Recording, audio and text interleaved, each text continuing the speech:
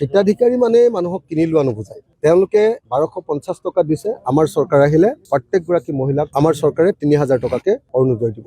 আৰু যিমান মহিলাই মাইক্ৰ' ফাইনেন্সৰ ঋণ আছে 100% ঋণ মাফ কৰাৰ ব্যৱস্থা গ্ৰহণ কৰা হ'ব।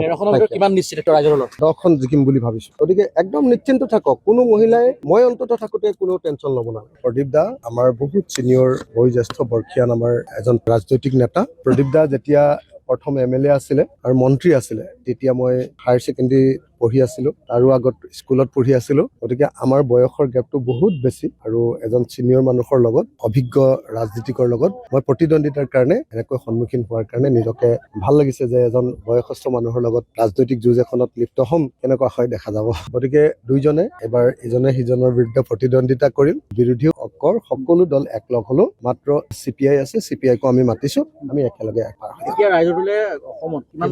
আমি অকল 13খন আসনত ইলেকশ্যন খেলিম, আৰু 13খন আসনৰ ভিতৰত 10খন আসন জয়ী হ'বৰ কাৰণে আমাৰ চেষ্টা অব্যাহত আছে। ডেফিনেটলি চব প্ৰচাৰ চলাবই লাগিব, অকল মোৰেই নহয়, আকৌ কংগ্ৰেছৰ প্ৰচাৰ চলাব লাগিব, আৰু বাকী আমাৰ যিবিলাক বিৰোধী মিত্ৰ দল আছে তেওঁলোকৰ ভিতৰতো প্ৰচাৰ চলাব লাগিব। তেওঁলোকৰ প্ৰগ্ৰেমবিলাকতো আমি সকলোৱে মিলি এবাৰ অত্যাচাৰী শাসক হিমন্ত বিশ্ব শৰ্মাক পৰাভূত কৰিব খোজো, স্বৈৰতান্ত্ৰিক শাসন উফৰাই পেলাব খোজো, ভয়ৰ পৰা অসমীয়া মানুহক মুক্ত কৰি দিব খোজো, গণতন্ত্ৰ পুনৰ প্ৰতিষ্ঠা কৰিব খোজো, বস্তুৰ যি অবিৰত মূল্য বৃদ্ধি তাৰ পৰা মানুহক ৰক্ষা কৰিব খোজো, আৰু আমাৰ ব্যৱসায়ীসকলৰ যি ব্যৱসায় বাণিজ্য খতম হৈ গ'ল তেওঁলোকক আমি সকাহ দিব খোজো। লগতে যিমানবিলাক ৰিক্সাৱালা, ঠেলাৱালা, টেক্সি, অটো, বাছৰ মালিক, কৰ্মচাৰী যিমানবিলাক আছে, আমাৰ শ্ৰমজীৱী মানুহ, সকলো মানুহৰ জীৱন বৰবাদ হৈ গৈছে এই সময়খিনিত, তেওঁলোকক সকলোকে আকৌ নতুন জীৱন দিব খোজো। এতিয়ালৈকে ৰাজনীতি অকল হিন্দু মুছলমানৰ হৈ আছে ন, মই এই ৰাজনীতিক পৰিৱৰ্তন কৰিব খুজিছো যে বছৰৰ সকলো সময়তে খেতি কৰা পথাৰ 1 নম্বৰ, 2 নম্বৰ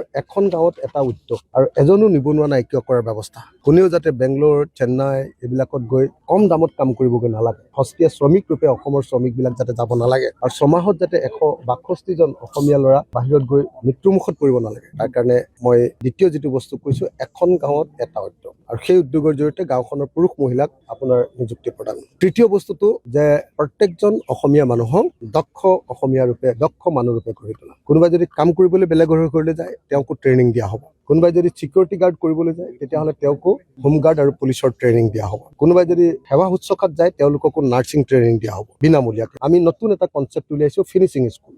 স্কুল শেষ কৰিব, ফিনিচিং স্কুলত পঢ়িব, ফিনিচিং স্কুলৰ পৰা গৈ ডাইৰেক্টলি নিজৰ জীৱিকা অৰ্জন কৰিব। এইটো নতুন কনচেপ্ট, অসমৰ ৰাজনীতি, ভাৰতৰ ৰাজনীতি, পৃথিৱীৰ ৰাজনীতিৰ কাৰণে নতুন কনচেপ্ট। আৰু 4 নম্বৰ মোৰ আন দুটা অত্যন্ত প্ৰায়ৰিটি চেক্টৰ আছে। এটা হ'ল গুণগত শিক্ষা। এখন LP স্কুলত এটা শ্ৰেণীৰ কাৰণে এটা শ্ৰেণীকোঠা, এজন শ্ৰেণী শিক্ষক, 5টা ক্লাছৰ কাৰণে 5জন শিক্ষক, এজন হেড ছাৰ, আৰু প্ৰত্যেকজন শিক্ষকক ৱৰ্ল্ড ক্লাছ ট্ৰেইনিং দি গাঁৱৰ ভিতৰত গুণগত শিক্ষা দিয়াৰ ব্যৱস্থা শিক্ষাৰ ক্ষেত্ৰত। আৰু স্বাস্থ্যৰ ক্ষেত্ৰত অসমৰ প্ৰতিজন নাগৰিকক মই গুণগত হেল্থ কেয়াৰ ছাৰ্ভিচ দিব খোজো। এতিয়া যিটো স্বাস্থ্য খণ্ডই আটাইতকৈ বেয়া অৱস্থা, মাতৃ মৃত্যুৰ হাৰ অসমত ভাৰতবৰ্ষৰ ভিতৰতে 1 নম্বৰ, শিশুৰ মৃত্যুৰ হাৰত অসম 3 নম্বৰ। আমাৰ মন্ত্ৰী এজনৰ বেমাৰখনলৈ এইমছলৈ যাব লাগে, এপল যাব লাগে, চেন্নাই যাব লাগে, তেনেকুৱা নহ'ব। সেই অৱস্থাৰ উৰ পেলাই একদম পুৰা এনেকুৱা স্বাস্থ্য খণ্ড গঢ়ি তোলা হ'ব, প্ৰত্যেকজন অসমীয়াই গুণগত স্বাস্থ্য সেৱা বিনামূলীয়াকৈ লাভ কৰিব। হিতাধিকাৰী মানে মানুহক কিনি লোৱা নুবুজায়। তেওঁলোকে 1250 টকা দিছে, আমাৰ চৰকাৰ আহিলে প্ৰত্যেকগৰাকী মহিলাক মই 3000 টকাকে দিম, আমাৰ চৰকাৰে 3000 টকাকে অৰুণোদয় দিব। গতিকে একদম নিশ্চিন্ত থাকক, কোনো মহিলাই